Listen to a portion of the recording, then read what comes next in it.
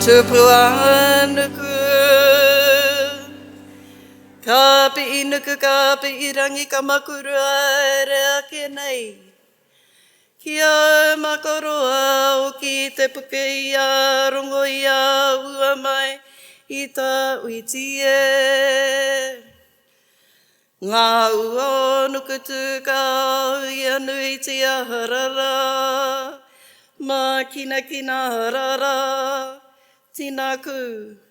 Au ake te ara te tau e tau umie.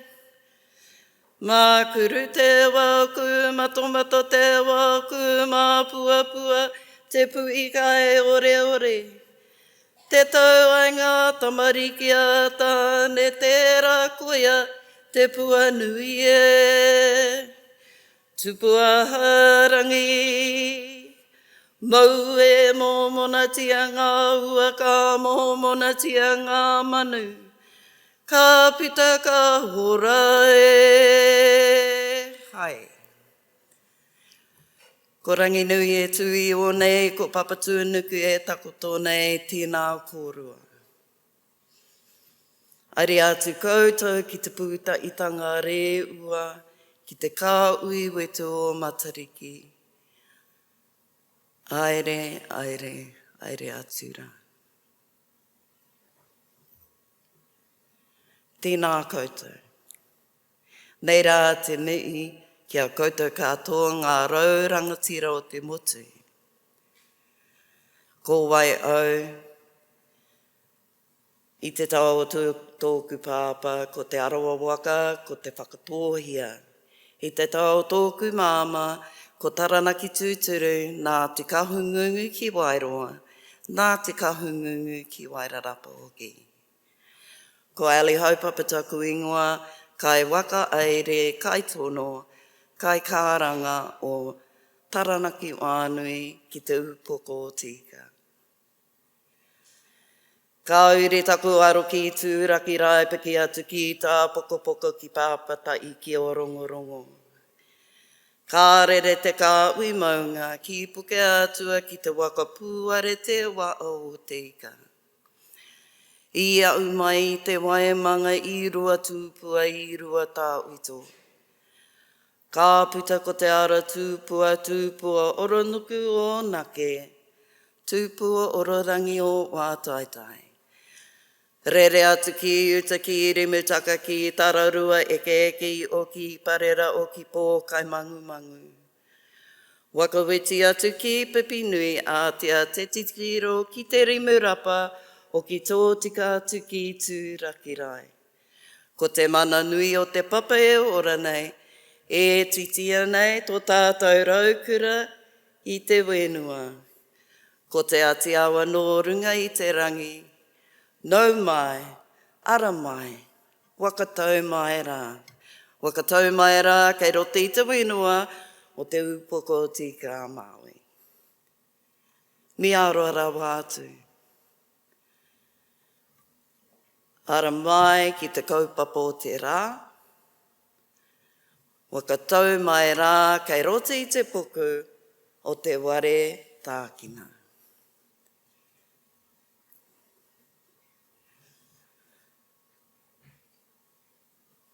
Ai, uri noa ki a tātou, ka re kōreroa au. Taino atu ki te kōrero Pākehā.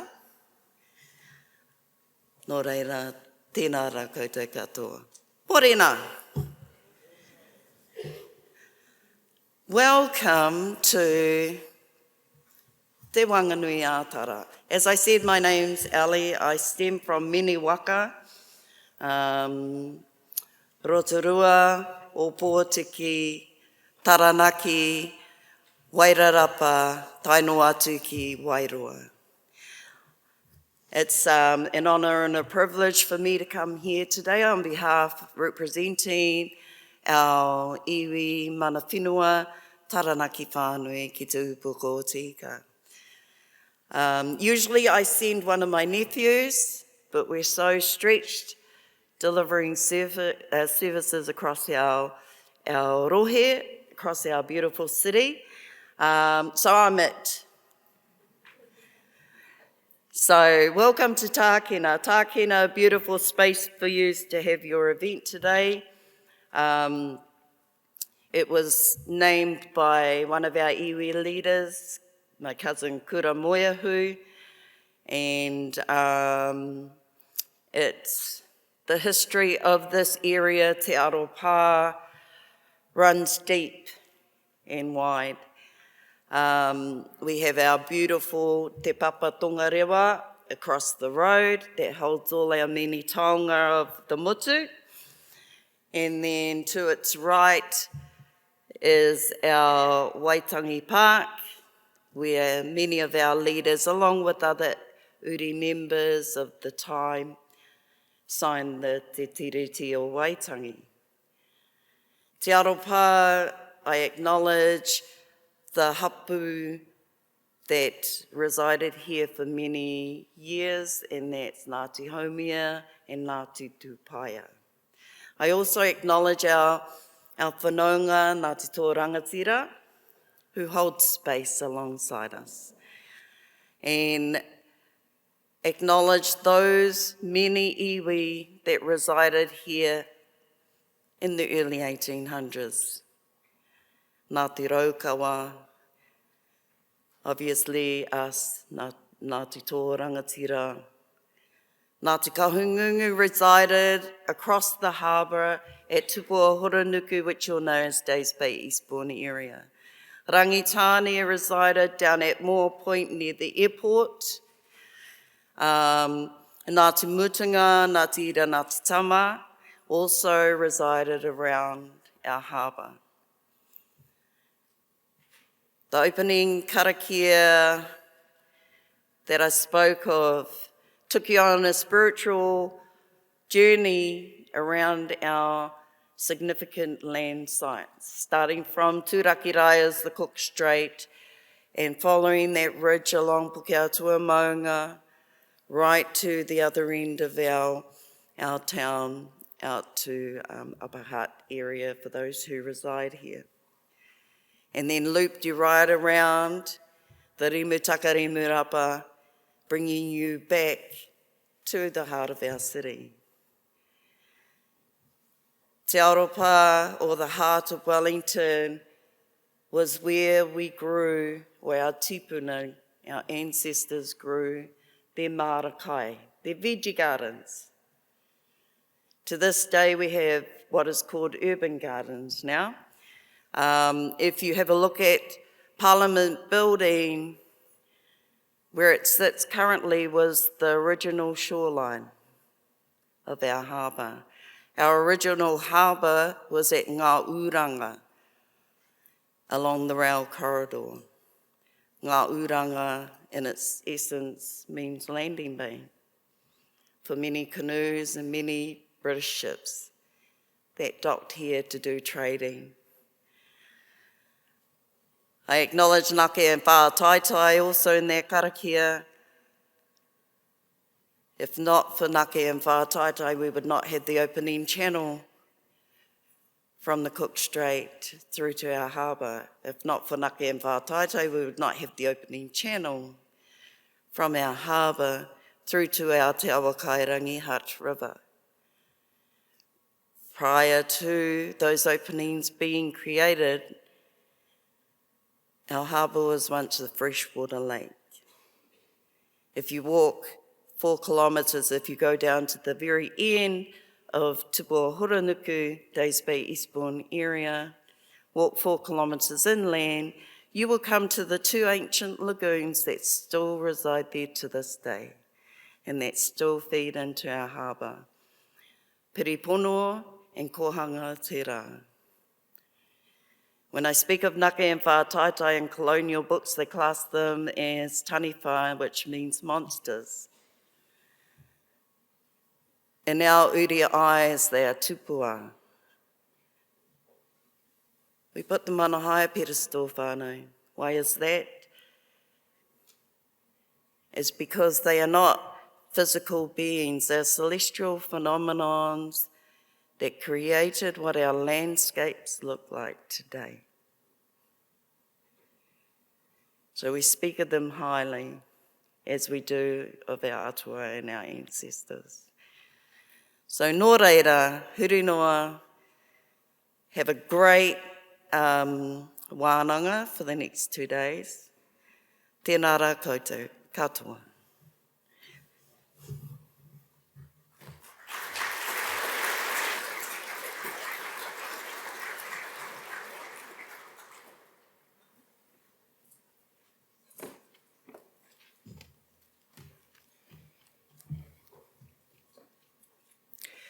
I ngā mana, i ngā reo, i ngā karanga maha.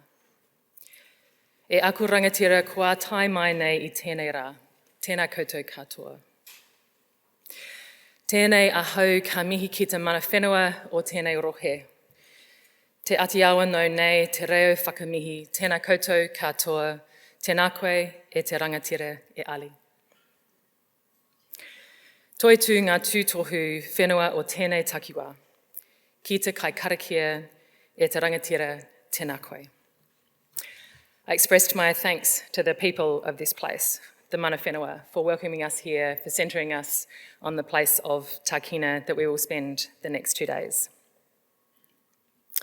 Ko Naomi Parker tōku ingoa, te Executive Director o te Aga Mission Centre. I'm Naomi Parker, Executive Director of the Aga Mission Centre. On behalf of my Aga Mission Centre team, who have led the organisation of the conference, and our partners, AgriZero New Zealand and the Ministry for Primary Industries, it is my pleasure to welcome you all before handing over to our MC for the next 2 days. I extend a special welcome to the Honourable Todd McClay, who will be addressing us shortly. Tēnā koutou, tēnā koutou, tēnā koutou katoa, nau mai, hara mai, welcome to you all. Just a few opening remarks from me. In these turbulent and both economically and geopolitically uncertain times, when immediate risks and concerns are front of mind, I want to thank you for being here for this conference to focus for 2 days on the intersect between agriculture and climate change. Climate change is both a long-term and an immediate threat. We're already seeing the impact of more extreme weather events, including here in Wellington just last week and across the country through the first part of this year. We're seeing changes in the distribution of species, prolonged droughts, warming waters, and record-breaking temperatures year on year. Projected changes, particularly if we're not able to slow the warming, will have even more serious impacts on primary production, on ecosystems, and on our way of life and those of future generations. Tackling climate change requires long-term, globally coordinated and concerted action, and that is difficult. But it also requires the individual actions of every one of us to do what we can. Agriculture, as the engine of the New Zealand economy, can play an important role in helping to tackle climate change, being part of the solution by reducing methane and nitrous oxide emissions.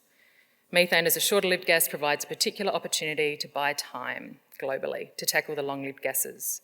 But to do that, the tools, the incentives and the drivers need to stack up for farmers. Over the next 2 days, we'll hear from a fantastic range of speakers from both New Zealand and international perspectives about the drivers and challenges of reducing emissions, how our understanding is changing and increasing, what is being done to develop tools, technologies and approaches that farmers will be able to use to reduce emissions, and ultimately exploring what it means for New Zealand to unlock its low emissions advantage. I am certainly looking forward to the presentations and discussions over the next 2 days, and I hope you are too. It is now my pleasure to hand over to our MC, Eloise Gibson, who will guide us through the next 2 days. Eloise will be known to many of you as the previous and first climate change correspondent at Radio New Zealand. She's an award-winning journalist, has a master's in science journalism from Columbia University, is currently communications advisor at ICA, and as a climate and energy communicator is incredibly well placed to guide us through the next 2 days and to facilitate some great discussions. So please join me in welcoming Eloise.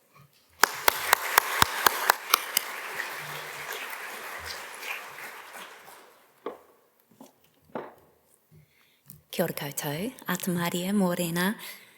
It's a genuine pleasure to be here. For those who don't know me, I was a journalist for around 20 years, most of that time covering climate change, and my specialty was agricultural greenhouse gases. I was flicking through the agenda for the next 2 days, and I think I've interviewed and or met 3/4 of the speakers. The remaining 25% are an enticing mystery. I can't wait to meet you. It'll probably turn out that we do know each other, because this is New Zealand and this is a scientific community after all. Look, I'm told that this is the greatest number of attendees ever for this conference. And in an environment where there is no regulation coming down the pipe, I think that shows that this kaupapa isn't going anywhere. This is not a fad.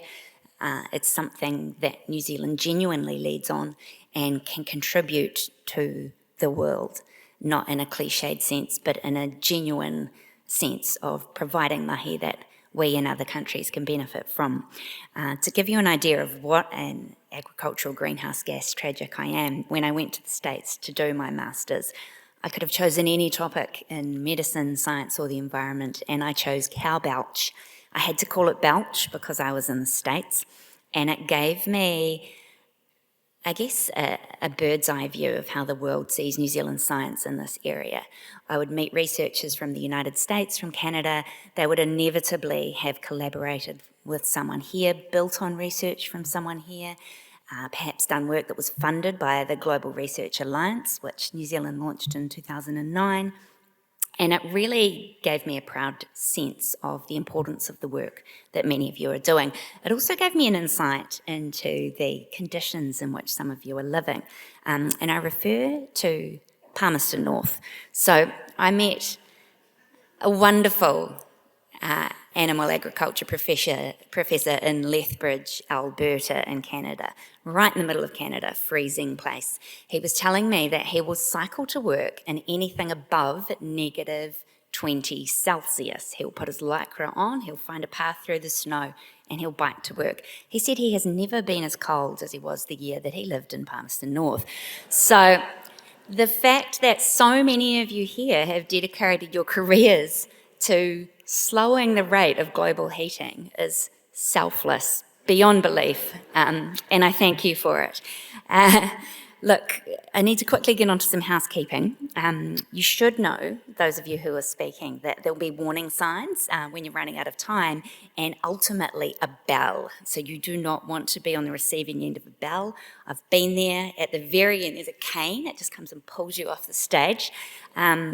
So we're tight for time. So I'll get rolling with the logistics.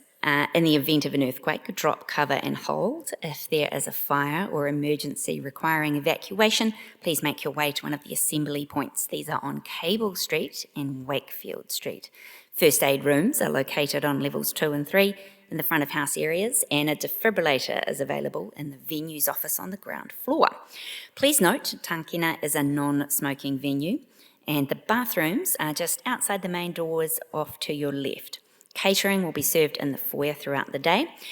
We have a full agenda, so please return promptly to your sessions. You can see the bios of our speakers on the Hoover app, and that's also where you should submit your questions. Chocolate fish to the person who has already put in a question, despite not having heard the speakers. You know where today is heading, so get the questions in any time. There's also a function where you can upvote something that someone's already asked, and we'll try and get to the ones with the most votes first. So if you see something and you're like, yeah, that's what I want to know, put the little thumbs up next to it and that'll bring it up the list. What else do I need to say? Yes, we encourage you to ask questions, goes without saying. So to open this year's conference, we're starting with a global perspective, setting the scene and building a clear understanding of the market drivers shaping low emissions agriculture.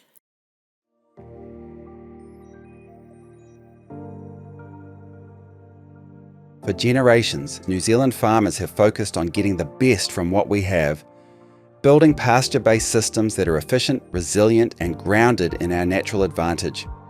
We have innovated, changed the way we farm, and increased production, but at the same time preserved efficiency and kept emissions per kilo of food among the lowest in the world.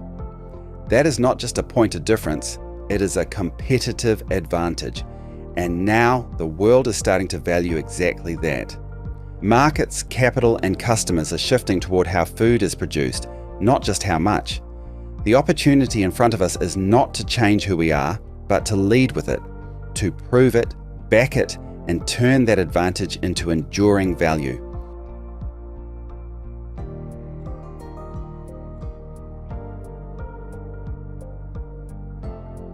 Our company's promise is good food, good life. Farmers are key to fulfill that promise through high quality ingredients for our products. But then, what is the impact of climate change for the farmers and for us? The impact is it threatens our future. Globally, a few big shifts are underway. Governments are starting to fold agricultural emissions into their sectoral plans. At the same time, major food companies are developing their own sustainability commitments. And while not every consumer is choosing based on environmental impacts, interests are definitely rising. Though, of course, in the world full of geopolitical shocks, attention can swing around quickly. Sustainability is seen by most banks as a societal responsibility, and transition action to lower emissions is expected from us by our clients and employees and other stakeholders. As such, farm businesses are assessed under climate mitigation and adaptation measures, as this increases resilience and reduces climate risk. Looking ahead, the ability to maintain a competitive edge will hinge on three conditions. Exporters will need to remain solid, trusted, and agile. They must also demonstrate genuine emission reductions over time. And finally, they will need to align with the wider sustainability agenda. We do see big partnerships globally in the supply chain. Not necessarily on better access to finance, although bank policies may exclude certain intensive practices or non-sustainable activities and businesses. But at Rabobank, we believe that we offer finance, knowledge, and networks. So we work together with the supply chain globally to identify common visions, frameworks, and metrics that may ultimately enable incentive stacking at farm level to reduce the risks and cost sharing. We are now living in a new era of volatility. Geopolitical contestation and conflict is now driving disrupted supply chain logistics wherever we look, whether from trade wars or from shooting wars and their consequence. In addition, climate change impacts on increasing volatility in agricultural production and supply. All this comes together means that ensuring a secure supply of food is at the forefront of mind for most governments and most food system industry actors, perhaps in a way that hasn't been the case for many, many decades. Emissions performance remains a secondary consideration at the moment, whether economy-wide or specifically for food. Global volatility leads to a focus on ensuring supply rather than longer-term sustainability of supply. Financial results remain the key driver for banks, as clients' financial stability is and will remain the most important for economic stability of the portfolio of banks. But resilience and climate risk are becoming increasingly important as a driver of financial results. Reducing emissions, whilst costly and somewhat running against today's grain of focusing on resilience of supply, will have to become inevitable at some stage. A key issue will be to focus on flexibility, being able to produce what markets may be demanding at any point ahead, producing well and as sustainably as conditions will allow.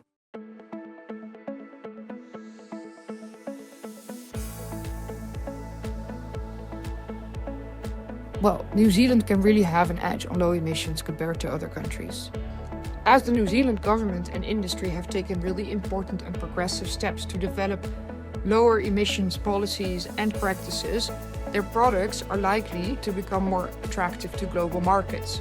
Supply of genuinely low emissions products is lower than demand currently, and sustainable production could become a strong competitive advantage as such. Even so, the pace of global change is fast. Other exporters are investing heavily in mitigation tools, digital traceability, and supply chain measurement.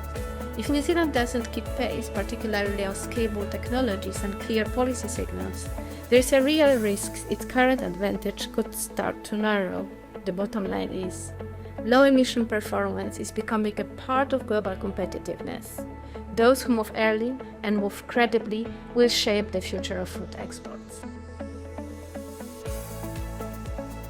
The New Zealand government and industry have committed significant funding to accelerate the development of tools and technologies that reduce on-farm emissions. Innovative technology is the key. This will ensure efforts to cut agricultural emissions do not undermine New Zealand's agricultural production and profitability. We need to join forces for good food, good life, now and in many, many more years to come. I count on you. This isn't about catching up. It's about proving it, backing it, and getting rewarded for it. Because the opportunity in front of us is clear. To lead with what we already do well. To build systems that stand up to scrutiny. To build resilience for you and your future. And to turn low emissions into high value. The question isn't whether the world is changing. It's whether we choose to lead it.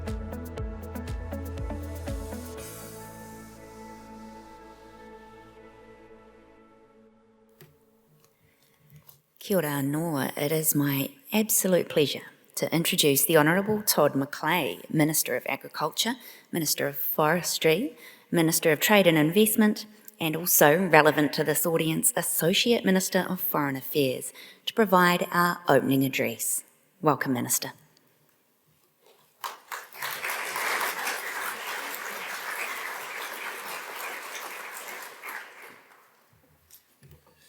Well, Eloise, thank you so much. Kia ora, good morning, everybody. And I wondered when I woke up this morning where I was. So namaste, so nice to see all of you. In fact, we arrived back from India very late last night, the plane a bit late, just before midnight. And when the alarm went off at 5 this morning, I thought if I push snooze only for one more hour, I'm sure the climate will be okay. But decided to get up anyway. I'd like to especially acknowledge Naomi Parker, Executive Director of the Agriculture Emissions Centre. Thank you so much for your work, Naomi. And Wayne McNee, Chief Executive of AgriZero. These two organisations are at the forefront of turning science into practical solutions for our farmers. I've got to know both of them and the work that their organisations do quite well over the last year or two. And it is outstanding, actually. I don't think you'll find better work anywhere in the world to focus on how we can meet our obligations without reducing production, keeping costs down so that we can produce the food that the world needs whilst meeting those important obligations.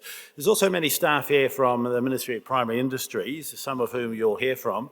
Can I thank them for their hard work and contribution to New Zealand agriculture? I know that New Zealand farmers appreciate it very much as a relationship that is important for us to get the most from our rural sector.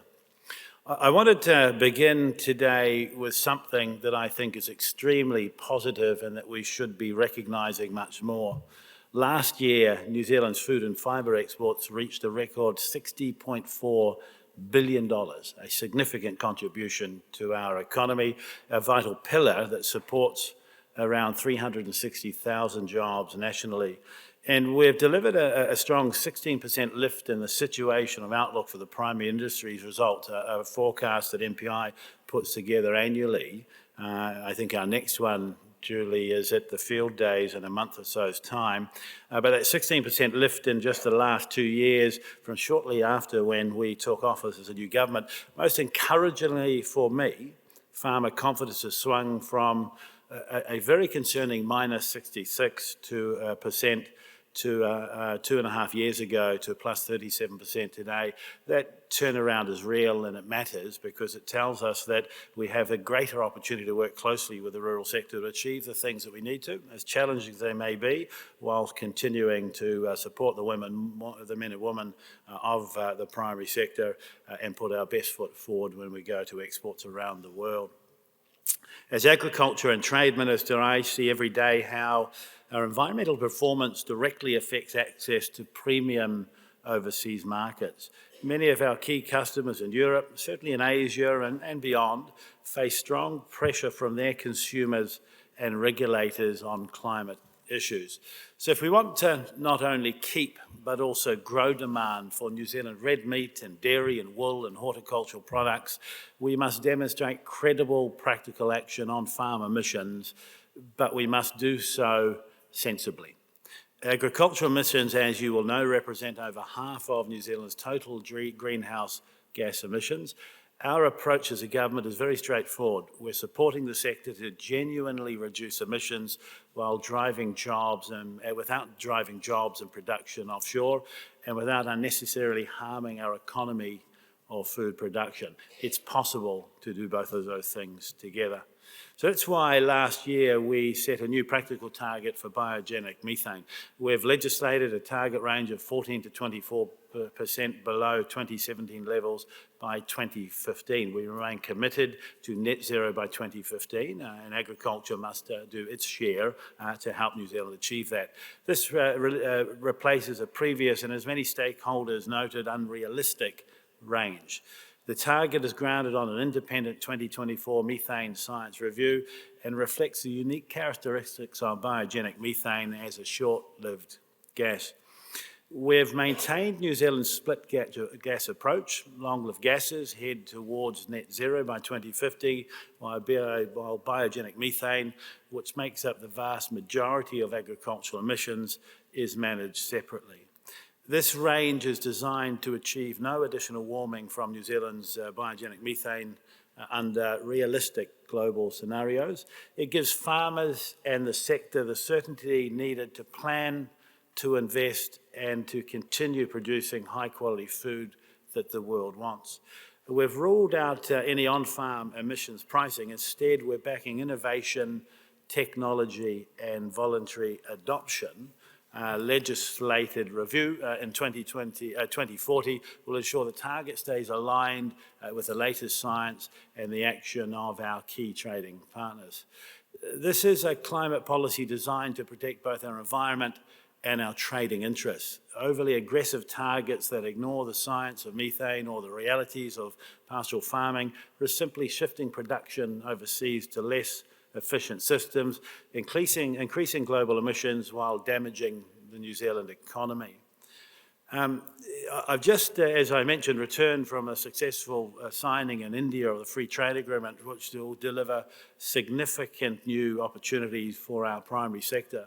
It was fascinating when we were there. I held a press conference with my counterpart, a very large contingent of Indian media, questions across the board, but what starts to come up consistently is a desire for India to partner with New Zealand and other countries in renewable energy to find ways of producing food more sustainably, to meet obligations in a way that enhances production, helps farmers, as opposed to the opposite. Not something that often was mentioned when I first started visiting India only a couple of years around. So our climate policy is designed to protect both environment and as I said, our trading interests. That's why we continue to work closely with like-minded nations, including Chile and Ireland. We have cooperation with Germany and the European Union, many others, through the Global Research Alliance on Agricultural Greenhouse Gases, and it's to develop practical science-based solutions tailored to pasture-based systems. In fact, we had a Associate Minister of Agriculture from Ireland here just recently where we were able to sign an agreement together for the two governments and the sectors to cooperate more in this area. We're also backing our words with serious investment. The government's committed more than $40 million, $400 million over 4 years to accelerate the development and rollout of new tools and technologies to reduce on-farm agricultural emissions. AgriZero, as you've just seen, you'll hear much more from them over the day, has already invested in 17 companies and research initiatives, some of whom are here today with you, with the first practical tools expected to reach farms this year. And we're also exploring tools to help with farm uptake of technology in partnership with the sector. Merely investing in the technology that New Zealand farmers could use or others around the world might and will isn't enough. So we're looking at practical ways to ensure that uptake and partnership so that emissions can be reduced as production is kept the same, or in some cases is able to increase.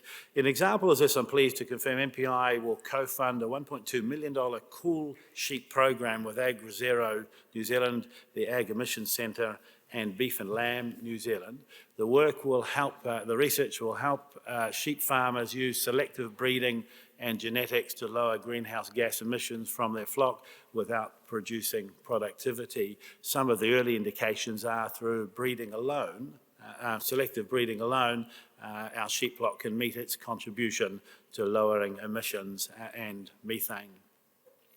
This is just one example of the practical farm-led initiatives underway, and there will be many more to announce soon. In fact, in the field days, I'm looking forward to a significant announcement that will chart the direction of how, in partnership with the primary sector, we ensure we meet the obligation of net zero for the country, with agriculture doing its part. So my clear message to the sector is that keep innovating, keep adopting new technologies and methods as they become available.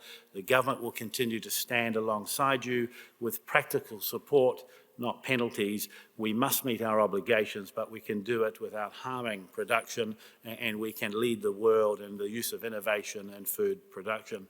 By pursuing this innovation-led approach to farm emissions, backing our practical 14 to 24% methane target, we protect the environment, safeguard our productive capacity, and strengthen our access to high-value export markets that our farmers and rural communities depend upon. Ladies and gentlemen, if I may, just with one final note, a year or so, 2 years ago probably, I went to China, a very large trade mission took across there to one of the world's largest trade exhibitions, and it's where countries from around the world come and exhibit to sell to China rather than going to see what they might buy from China. Of course, New Zealand has a very large footprint there. Many companies go. In fact, I think it was the largest number of businesses that had come from New Zealand to exhibit at that time. So many in the food and fibre sector, because of course we know, 80% of everything we export or goods overseas comes from the primary sector in New Zealand. But what was most interesting was the change in perception and demand of Chinese consumers.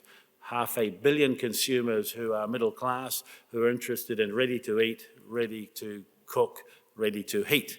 No longer do they spend a lot of time in their homes and their kitchens. In fact, many houses or apartments will have small areas now to reheat food as opposed to cook a lavish meal from scratch themselves.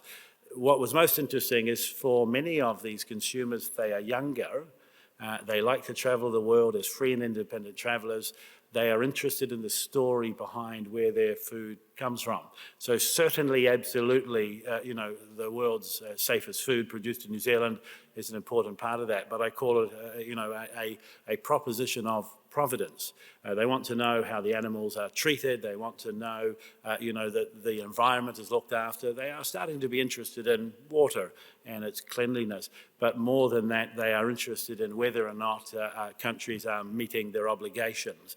And that, for New Zealand, I would say to you, is an absolute not only opportunity, it is an advantage for us in some of those markets. So when consumers, not customers, are interested in where their food comes from, to protect jobs in New Zealand, we must be doing our part to make sure that we are meeting those obligations sensibly, producing the food that they want, but credibly being able to tell that story. That's why trade, our obligations around climate change, agriculture, what we do on the farm are so importantly put together.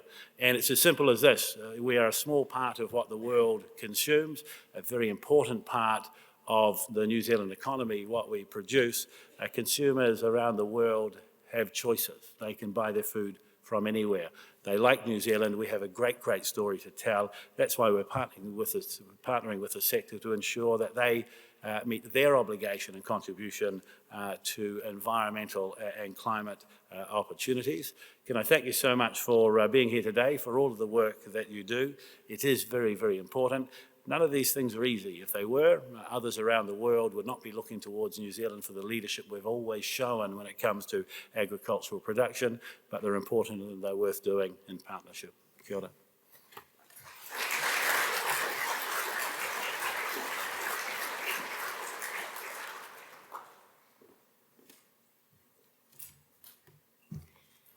Thank you to the Honourable Minister McClay.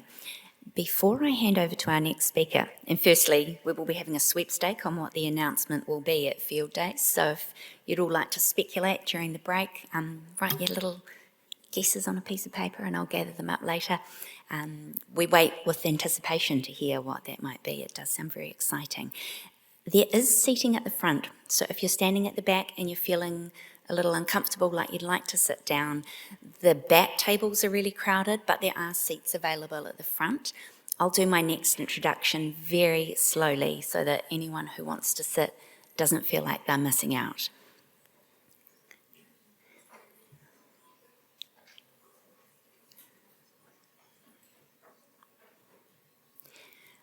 I'm going to hand over now to Julie Collins. She's the Deputy Director General for Policy and Trade at New Zealand's Ministry for Primary Industries, and she'll be sharing insights on the opportunity for New Zealand farming.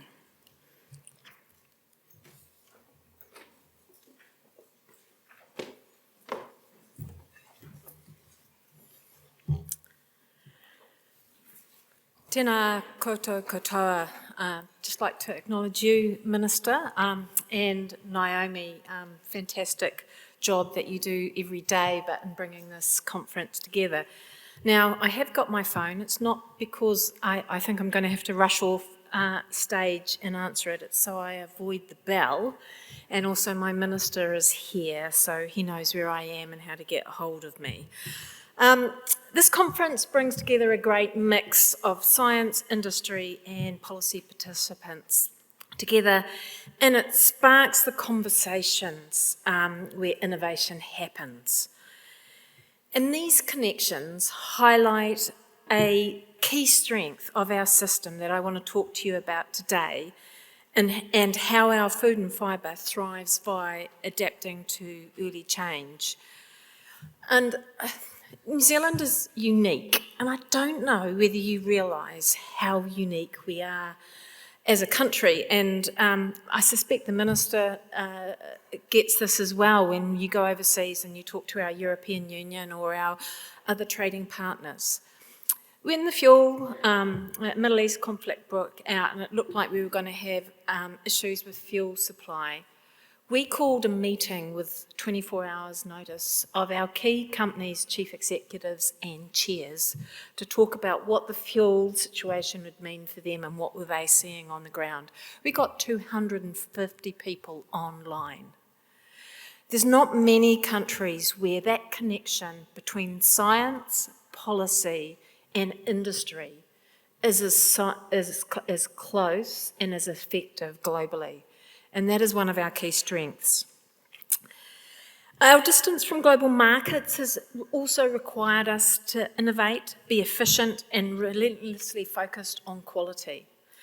In New Zealand, the productivity of our primary industries is double that of the rest of the economy. This agility has shaped our international reputation and continues to determine our success as global market expectations. So today I want to talk to you about how those market signals are shaping our access, the standards and the future requirements for New Zealand farming. Low emissions food systems are going to be central to global climate solutions and food security. We're increasingly exposed to geopolitical and market volatility, and essential to maintaining our competitive advantage as a trusted supplier that is quick to adapt. We must prepare for the future as a global food demand is set to change to 2050, shaped by ongoing economic, technological and environmental trends. The opportunity for New Zealand farming is doing what we do best, staying ahead of the curve and using innovation, technology and foresight to our advantage. As a primary producer that exports around 85% of the product we produce, we have a web of connections critical to markets, so that global context is of significant importance to us. And we all know about that. That's played out in the COVID pandemic and it's playing out again at the moment with the Middle East conflict. Now, if I get this. This is our SOAPy diagram, which many of you will be familiar with. It shows that our primary exports, as the Minister has said, was just over 60 billion by 30th of June 2025, and that contributes to around 82% of New Zealand's export goods value. Retaining market access is critical given we're reliant on our top 10 markets who take 75% of all our primary products. So that's China, USA, Australia, the European Union, in the top 4 categories across most of our products. As we've learned in the last few weeks, we're not immune to global shocks. In recent times, we've experienced disruption of supply chains from the Middle East conflict, geopolitical fragmentation disrupting trade, and climate-driven weather events that damage our productive land and impact the resilience of our communities. There was a stat, I think you probably all saw it in the news, that said that we have had an intense weather event every 8 days since the end of January. If you're a Wellingtonian, you'll know it certainly feels like that. Alongside these disruptions, there's also long-term global trends we need to respond to. Notably the growing use of non-tariff measures and private sector standards that go beyond food safety requirements to encompass environmental, carbon and biodiversity standards. Our customers are increasingly demanding transparency in measuring, monitoring and verifying and reporting of a range of environmental impacts, shaped by influential frameworks such as the Science Based Target Initiative and the Greenhouse Gas Protocol. As supply chains decarbonise, customer interest in sustainability rises. Credible, verified information is no longer optional. It is becoming a part of doing business, as you will hear through the conference. Fortunately, in New Zealand, we do have a strong history of significant experience in responding to emerging market access signals. In the area of food safety, we have built a well-deserved reputation for world-class systems that help ensure we have access to the world's premium markets. Other governments and markets trust the safety of our primary products because of the robust, science-based systems we use and our alignment with global norms and standards. Now, as climate and environmental footprints of our food come under greater scrutiny, we need to build a similar, robust and data-driven systems and standards that demonstrate the sustainability and the carbon footprint of our farming systems. Low emissions production are becoming a defining marker of quality and value in global markets. This is an opportunity for New Zealand farming and one we are increasingly well positioned to grasp. What makes New Zealand uniquely positioned to respond to the market signals and expectations is not just set by governments, but by companies, retailers, not-for-profit initiatives and consumers. We have some structural and natural advantages in the way we farm in New Zealand. We have comparatively efficient pastoral systems with relatively low emissions intensity. We have strong biosecurity and regulatory systems. We have worked to build strong integrated research industry government ecosystem that enables efficiency and speed when it comes to change. And we have a proven ability to adapt at scale.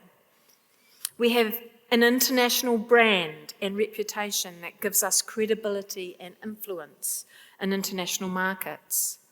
This is underpinned by a reputation for high integrity food production, evidence-based policy, and alignment between science, regulation, and industry, and supported by a long history of farming without subsidies and responding to market trends, and importantly, farm-level innovation. Our ability to translate research on farm and commercial outcomes is a critical enabler, and our climate and agricultural science capability is a strategic asset. It is one that we are recognised globally and we've invested in. This is demonstrated through our partnership with the Ag Emissions Centre, which delivers a world-class science program, and through our partnership with AgriZero, a flagship joint venture with industry focused on getting tools in the hands of farmers.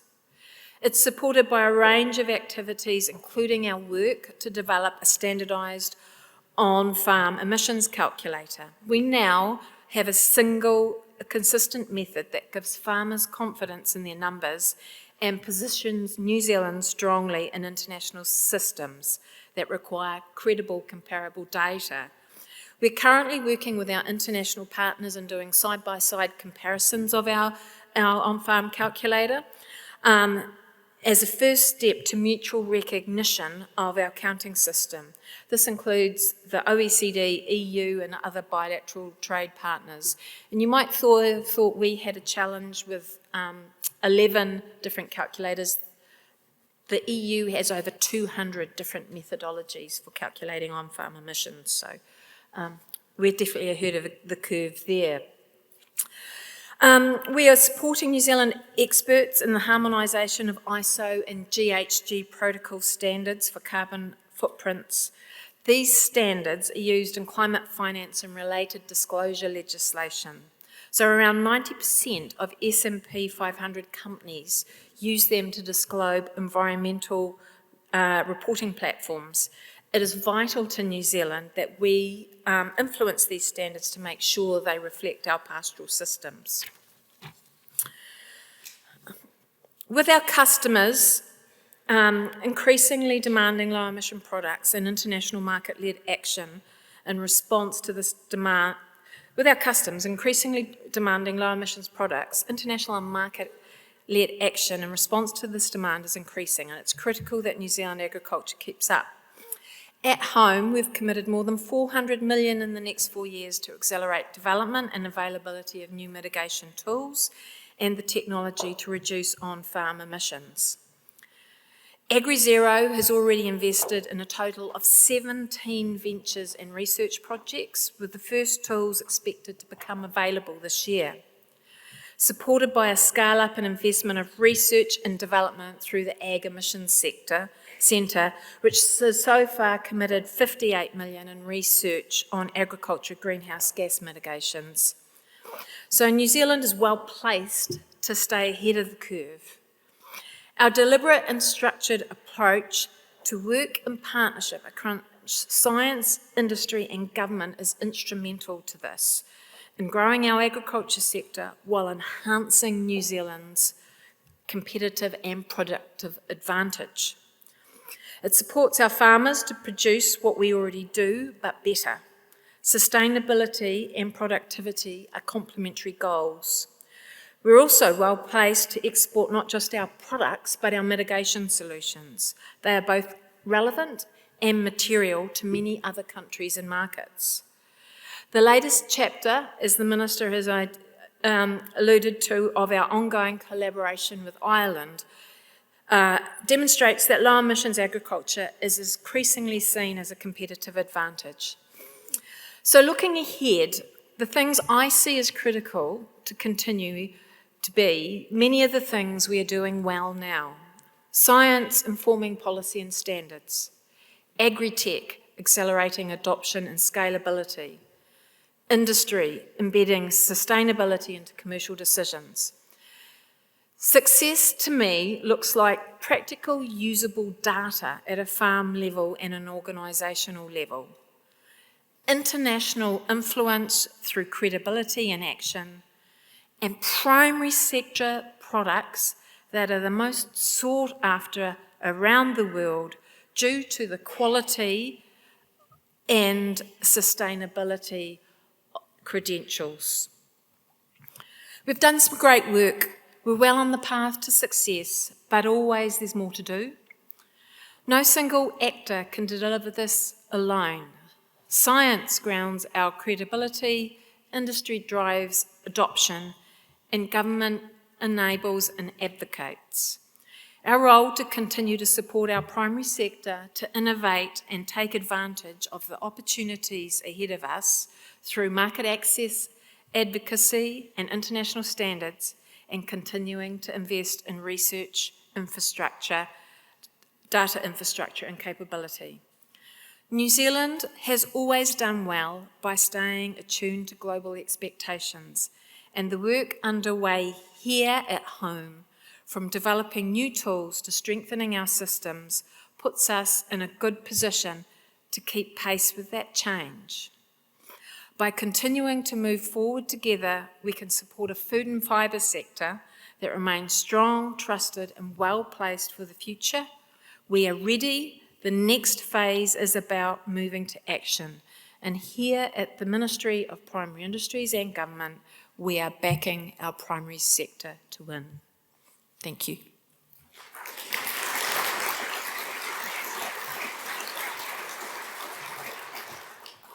I don't need to tell the people in this room that if we're in an era of scarcity and change, and the top of mind issues are cost of living and getting food on the table, that is right at the crux of a conference that is about how to have sustainable, affordable and resilient agriculture that can feed people for the long term. So I think that sets us up well for the discussions to come.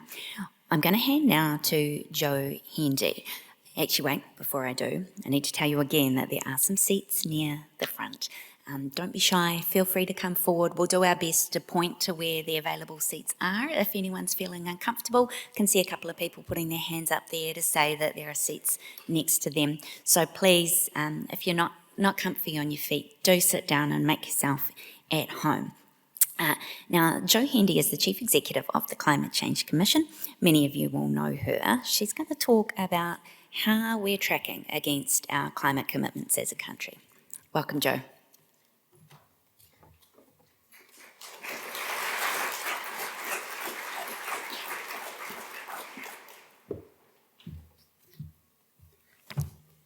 Kia ora koutou. It's lovely to be here speaking to all of you today. I am going to start actually picking up on that risk conversation and that changing world conversation that Cameron really eloquently brought to the forefront. And my starting point is actually with a report that the Commission is handing to the Minister tomorrow. Tomorrow we're going to be handing the 2026 National Climate Change Risk Assessment. We hand it to the Minister. He has a window of 10 days to table it in Parliament, and that is then the trigger for it to go public. And I'm starting there deliberately because at its core, climate change isn't really a targets conversation. It's a risk conversation. The Climate Change Risk Assessment isn't about what we hope will happen. It's about what could happen under different futures and what we are exposed to if we assume the world will stay stable when it won't. That idea of risk, uncertainty, exposure, consequences is something that agriculture understands well. One of the conclusions that comes through very clearly in the National Climate Change Risk Assessment is this: there are limits to how much any country can insulate itself from climate change risk. The scale of exposure is simply too large. And that matters for how New Zealand thinks about its part in climate change action, because it's why supporting and contributing to global efforts to limiting warming is not idealism. It's actually part of managing our own long-term risk. And there's another dimension to this, which has been touched on by previous speakers. As a small, highly trade-exposed country, we have staked ourselves on the rules-based system that people actually follow through on. It's what's given us, as a smaller economy, some certainty and some protection in a world where power shocks and volatility are increasingly and unevenly distributed. From that perspective, meeting commitments is not just for climate outcomes, but for credibility in the system that we depend on. Now, you've just heard a pretty clear picture of how global markets and capital are shifting, how the world is changing from what it was to a new future. So I'm not going to revisit that. What I want to do is translate what that means for New Zealand's climate commitments. And when I sat down to think about what I wanted to say today, I kept on coming back to a few things that tend to characterise us as New Zealanders. We have pretty strong instincts around fairness. We're generally pretty practical when it comes to solving problems, and we have a fairly strong dislike of being told what to do. Possibly with a bit of stubbornness thrown in there as well, which I think is a strength as much as a weakness. And I think all of those show up strongly in agriculture, or at least in my family they do. So for me, the question becomes, what does a climate strategy look like that actually works with those instincts and also works in a world that is becoming more volatile and more uncertain? Because ultimately, if our strategy doesn't fit who we are or the world we're in, it won't last. At one level, our climate commitments are straightforward. They set direction through emissions targets and emissions budgets. They create accountability through then the monitoring and reporting that follows through with that. And they signal expectations both internationally and domestically. But I don't think they are best understood as something being imposed. They're really a signal of where we are heading, where the system is heading. A credibility signal in terms of reputation and investment. And you've just heard that from the earlier speakers. If you strip it back, what we are talking about really is a small set of interlinked things.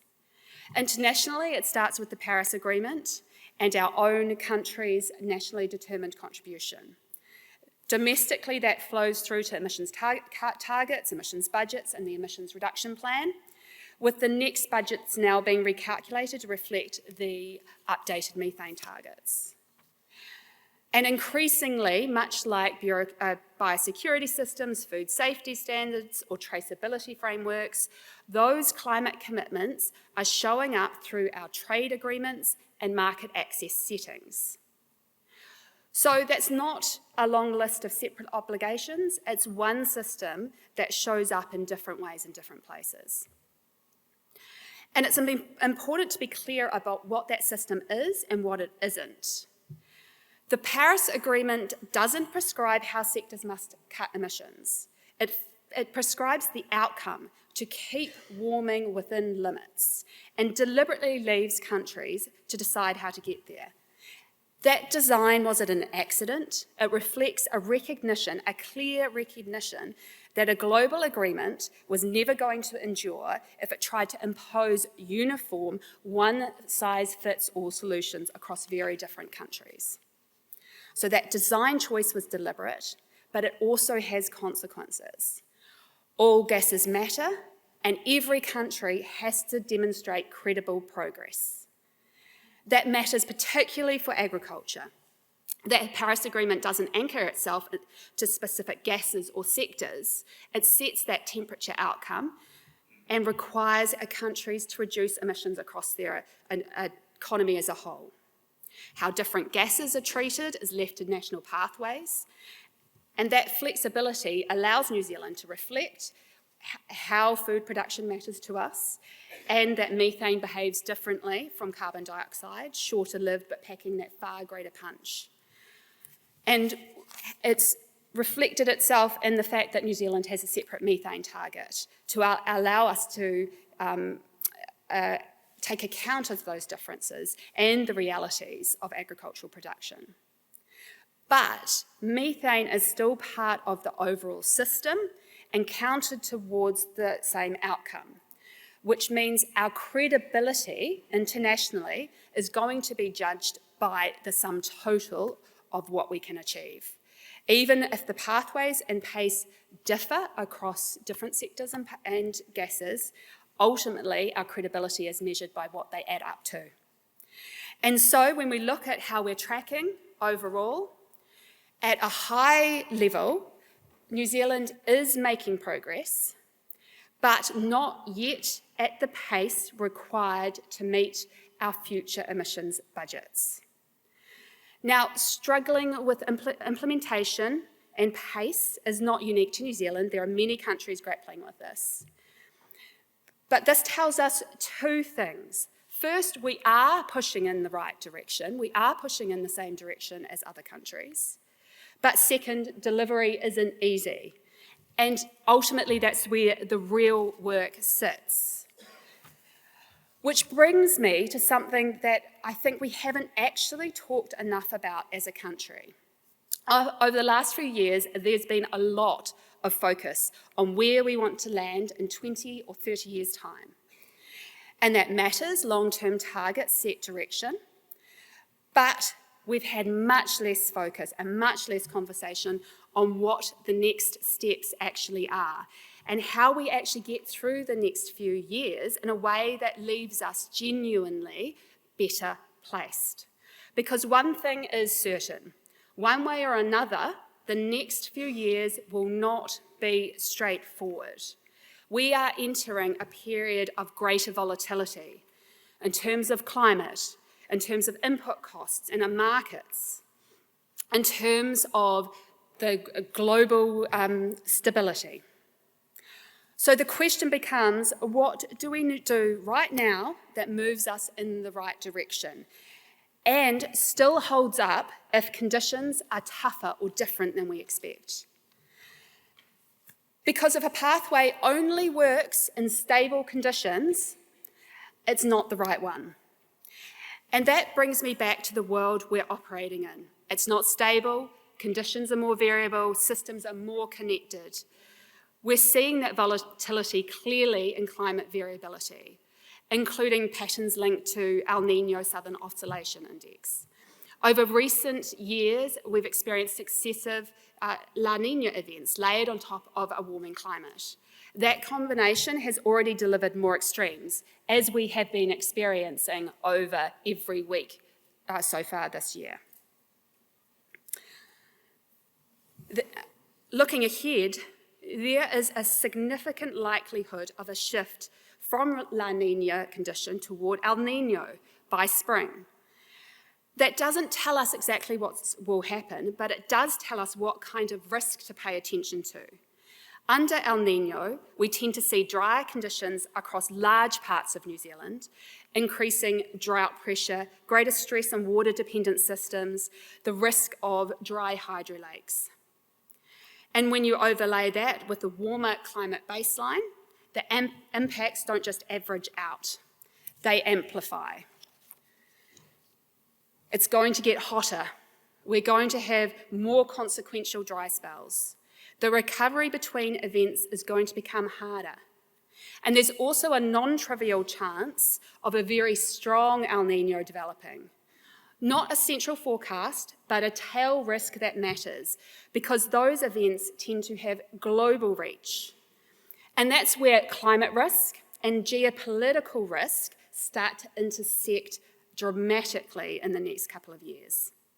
So we're seeing volatility in energy and import markets tied to global systems and those choke points, like around the Strait of Hormuz. Those systems are already fragile, and these climate systems don't happen in isolation. They will happen within the system, and they will make it less stable. When major food-producing regions are hit by climate extremes at the same time, droughts, floods here and there, the pressure will show up quickly in global markets, in commodity prices, and in trade flows. Food security and food production are becoming more important and at the same time more exposed. We're already seeing the impacts showing up here at home. And just in the first few months of this year, we've had more declarations of states of emergency than across the entire year last year. We're seeing heavier rain events, longer dry spells, and shifting seasonality. And we know farmers are dealing with that directly on the ground.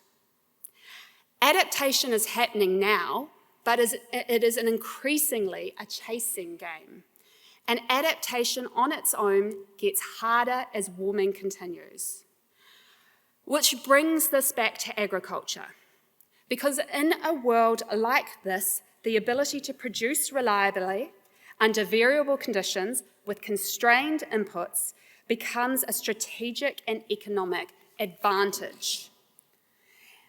And it has some practical implications.